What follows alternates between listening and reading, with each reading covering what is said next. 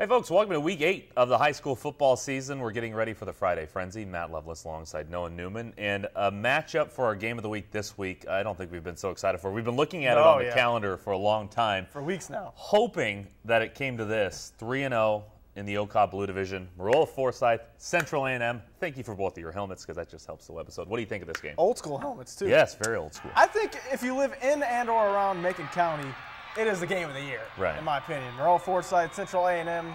Raiders undefeated right now, but you could argue Marola is probably one of the hottest teams in the area. I mean, they've just been blowing teams out. They haven't really faced a tough opponent, though, since Monticello a couple of weeks ago. The Raiders, you could argue, haven't been tested since Tolona Unity, that game earlier in the season when they went in there and beat Unity on their home turf. That was a huge win.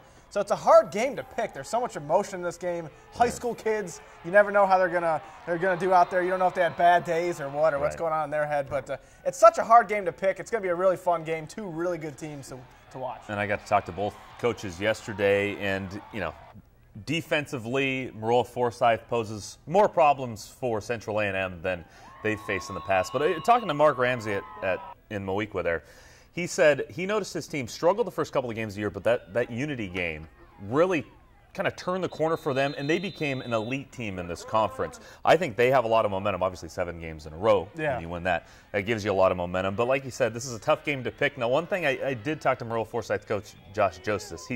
He says this team wants to win every game they have left in this OCA schedule up to next year. Wow. Because the OCA is going to break up. And you're right, there's that X factor. They're upset. They're not happy that the OCA is breaking up. They don't want to ever lose again against these teams. So it'll be interesting. It should be a fun one. Yeah, they're ticked off, I think, and that's obviously shown on the field the past few weeks. Right. But, yeah, going back to that Unity game, when we knew A&M was good, but when they went on the road and beat Unity, that was an eye-opener. That was when you were like, whoa, they're elite. They're for real, so this is going to be a good game. Should be a real good one. And one more, I put it on our Friday Frenzy Facebook page.